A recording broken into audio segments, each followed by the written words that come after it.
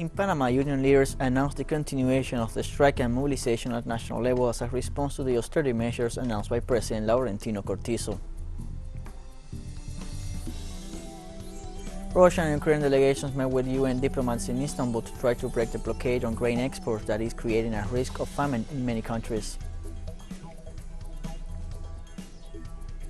Sri Lanka's Prime Minister Ranil Wickremesinghe is appointed interim president following the escape of Gotabaya Rajapaksa from the country. The appointment comes amid a police crackdown on thousands of protesters.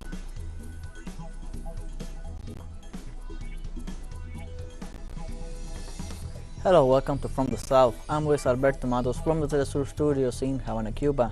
We begin with the news. In Panama, union leaders reject the 10 products included in the price control and announced the continuation of the strike. The strike, which covers several provinces of the Central American nations, such as the capital, Santiago de Veraguas, Chiriquí, and Colón, among others, is against the high prices of fuel on the basic family basket and against what they qualified as poor management of the cabinet led by President Laurentino Cortizo. Demonstrators demand from the government concrete answers to 32 demands presented in the context of tense social situation and inflation in the country. The leader of the construction union, Saul Mendes, pointed out that the accumulated problems are the result of a neoliberal model imposed by the economic elites.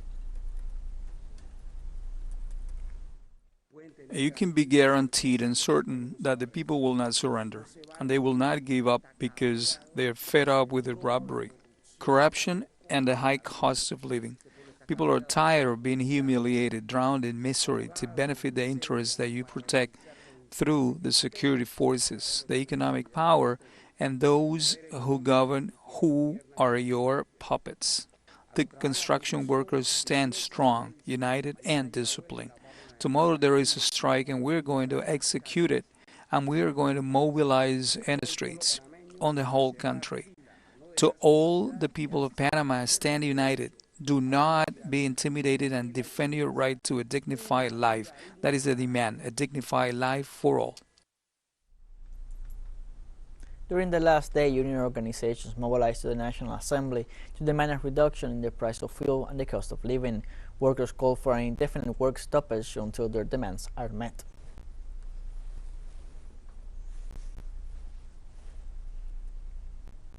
In Ecuador, government authorities and indigenous organizations that called for the recent national strike plan to set up extended dialogue tables on Wednesday.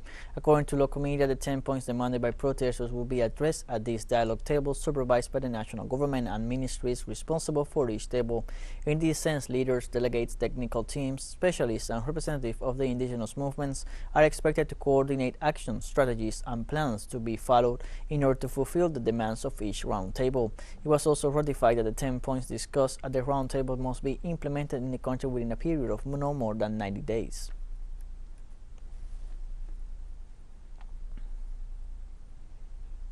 In Brazil, former President Luis Ignacio Lula da Silva denounced the increase in acts of political violence in the midst of the electoral pre-campaign in the country. Lula da Silva went to the country's capital where he held meetings with several businessmen in addition to important events with several social organizations. During the event, the former president condemned the murder of leader of the Workers' Party at the hands of a supporter of Bolsonaro's party in Foz do Iguaçu. Activists denounced that President Jair Bolsonaro's discourse has contributed to the increase in political violence in the country and asked his followers not to fall into provocations.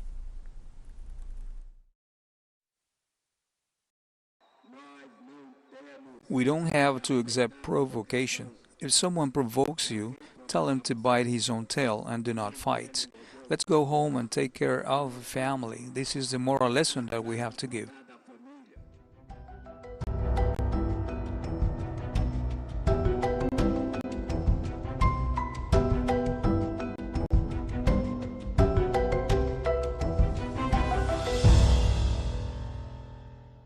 Wildfires continue to ravage Portugal and Spain on Tuesday amid a heatwave that meteorologists warned could last at least through the weekend. Meteorologists said that an overheated air mass and warm African winds are raising temperatures on the Iberian Peninsula beyond their usual heights. As a result, Portugal and Spain began the week battling several forest fires. In Portugal alone, more than 2,000 firefighters were deployed to fight the blazes that have forced the evacuation of dozens of people from their homes.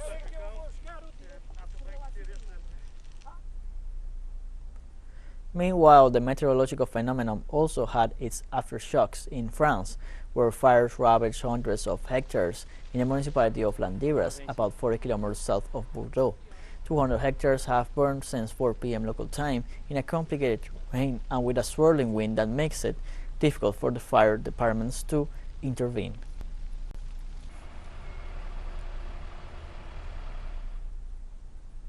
In Bangladesh, the death toll from the devastating floods rises to 118. According to the Health Service Directorate, 2 more bodies were recovered in the last 24 hours. The total number of deaths due to the floods caused by torrential rains reports 91 people drowned, 15 were struck by lightning, 2 died from snake bites, and 10 others for other reasons. According to local media, the total number of deaths was recorded between 17 May and July 13th.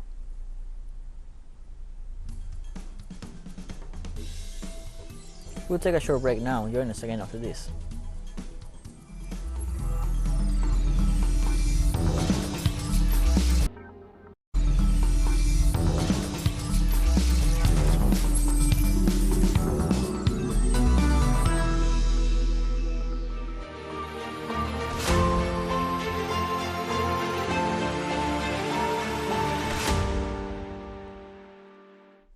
Welcome back to From the South.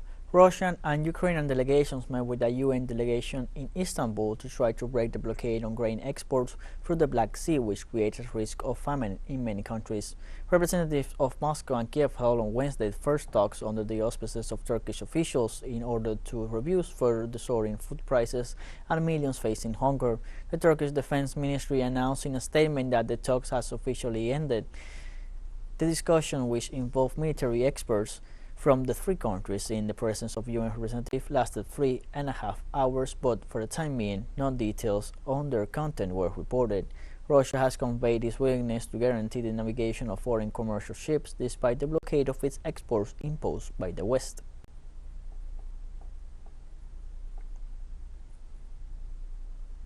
The Brazilian government has confirmed that it plans to buy as much diesel as possible from Russia at a time when it is facing refining problems. Brazilian Foreign Minister Carlos Alberto Franco said Tuesday Russia is a strategic partner of Brazil. We depend to a great extent on the export of fertilizers from Russia. During a visit to the United Nations organization, the Brazilian Foreign Minister confirmed that Brazil is looking for safe and reliable suppliers of diesel, since the South American country has problems with refining. In turn, Brazilian President Jair Bolsonaro also stated on Monday that he has almost closed an agreement to buy cheaper diesel from Russia.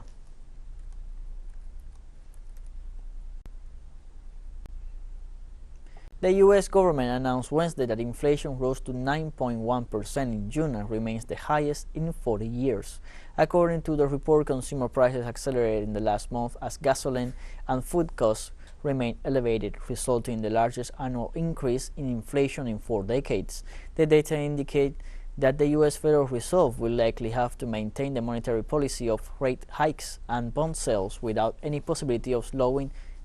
Liquidity constraints could continue to affect the stock market, as well as threaten consumer spending and corporate profitability, making the agency's goal of lower inflation more difficult.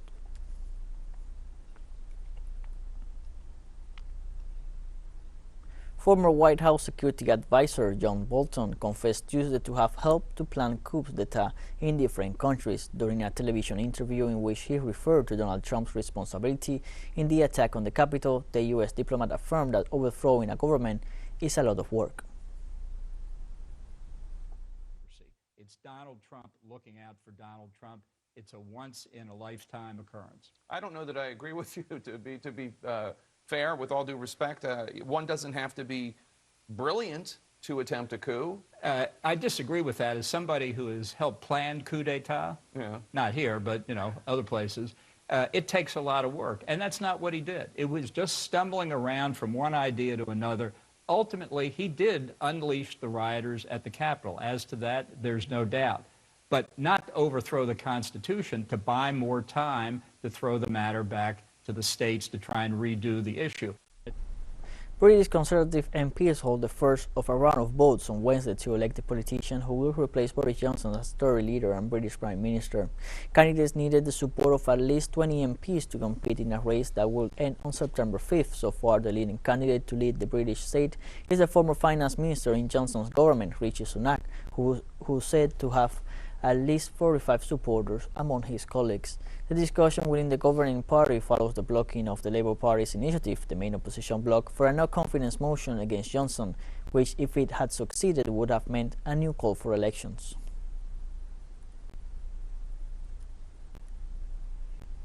British troops killed dozens of civilians in suspicious circumstances during a 6-month military operation in Afghanistan, according to BBC. Investigation indicates that these were false positives.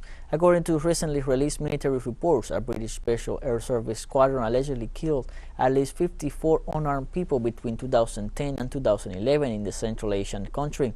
The killings were allegedly carried out as part of a kill or capture missions to arrest Taliban commanders. According to the sources cited, the military placed AK-47 rifles at the scene to justify the killing of unarmed men and thus achieve a higher number of enemy killed.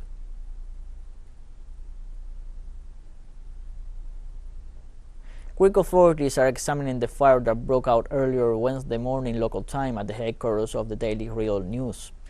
The building is to be found north of Athens in the city of Marousi, and the fire has left serious material damage, while witnesses report that explosions were heard.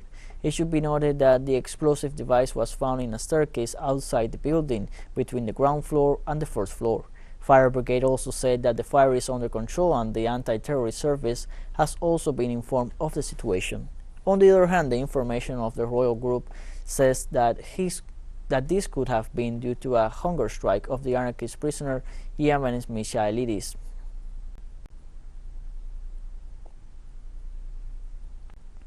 The World Health Organization registered on Tuesday nearly 9,200 confirmed cases of monkeypox in 63 countries around the world. According to the Director General of the international organization, Tedros Adhanom, several of the infections linked to the disease have not shown the clinical symptoms typically described for monkeypox. Meanwhile, he pointed out that the atypical characteristics described include the presentation of only a few or even a single sore, or sores that start in the genital or perineal area and do not extend beyond there.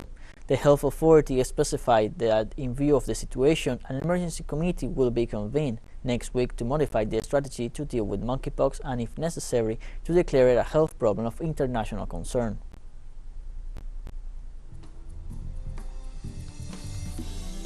And we have more news coming up after the final short break, so don't go away.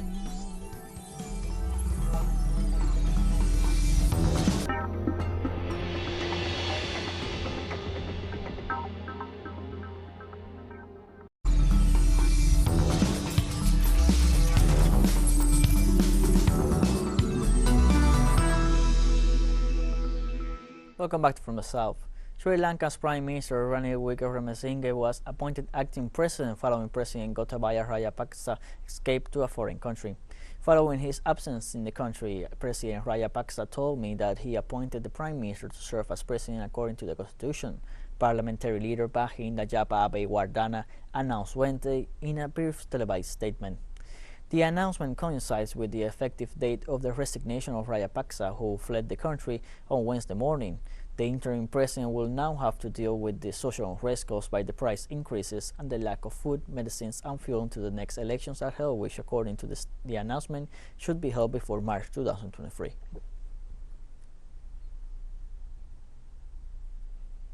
Meanwhile, Sri Lanka police fired tear gas at thousands of protesters gathered in front of the office of the Prime Minister. Demonstrators defied tear gas, water cannon and state of emergency to storm the Prime Minister's office on Wednesday after the president fled overseas, with the crowd demanding both men to step down in the face of an economic crisis. The state of emergency grants wider powers to the army and police, which declare an immediate curfew in the western provinces, which includes Colombo.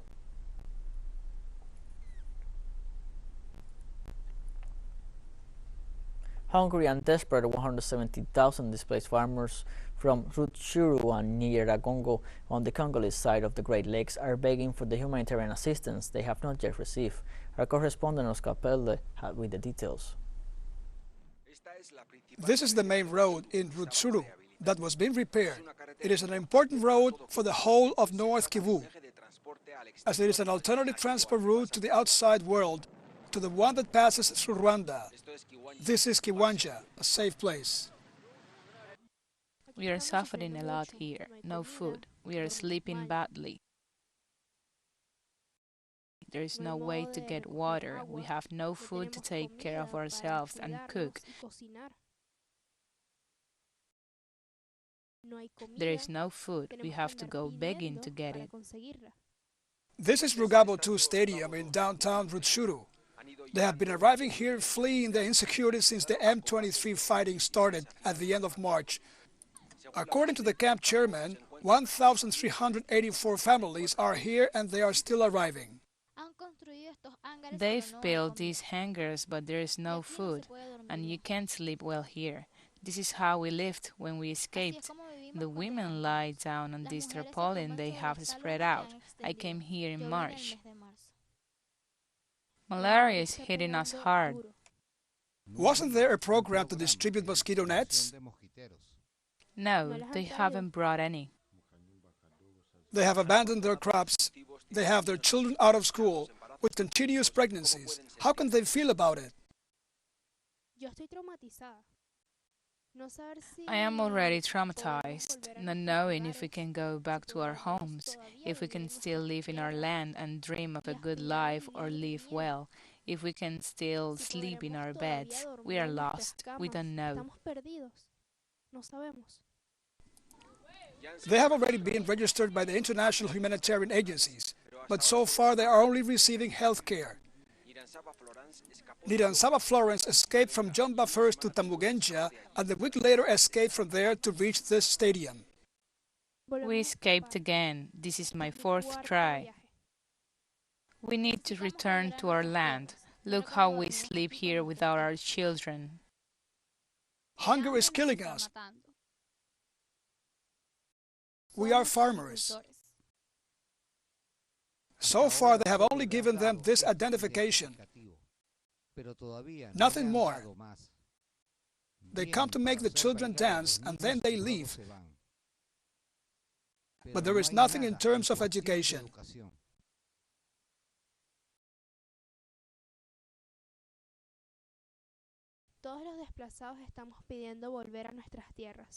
All the displaced are asking to return to our lands. We know that they have taken our crops, and they have taken our mattresses and everything else, but we want the land. We want them to help us to end the war in our land. But if we have to starve to death, let it be while we are cultivating our land. Without access to resources and impoverished, they wait for the promised food aid to arrive. But so far they have to venture out during the day in search of food, especially the women. Men are taken away, and if they can't take you, they don't let you live. They just kill you. During the last few days, fighting has ceased in the border territories from which they are escaping. But the M23 maintains its position, and no one knows yet what will happen tomorrow.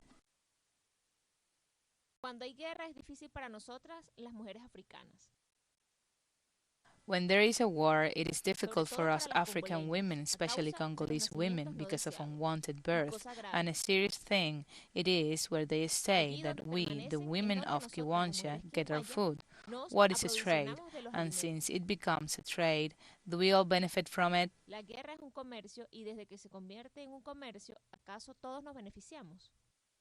The difference so far is the unity of the communities and the awareness of the stagnation and death caused by the war, which does not speak its name, which only benefits those who plan it.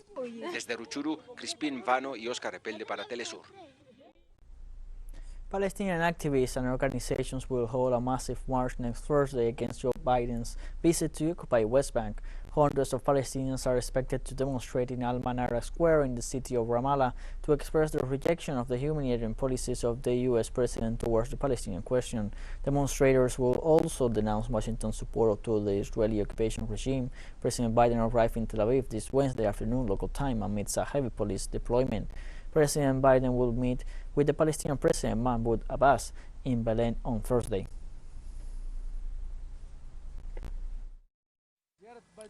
Biden's main objective in the region is to try to form a military coalition that will serve the interests of a Zionist regime and not at all the interests of the Arab countries or any other country. Biden's visit seeks to confirm the position of the Israelis in the region. TeleSUR English continues to grow. Its signal now reaches Europe. You can order from your cable dealer or tune it yourself. These parameters that you see on screen are in place since July 1st. Quite soon, further changes will be implemented for the signals in the Middle East and Africa. Now more than ever, the world connects to us and our stories are heard in other faraway nations. This news multi-platform will continue providing truthful content to oppose the hegemonic media's narrative and our faithfulness to our audience.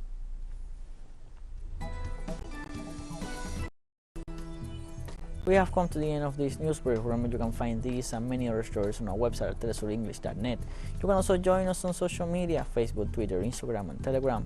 For TeleSUR English, I'm Luis Alberto Matos. Thank you for watching.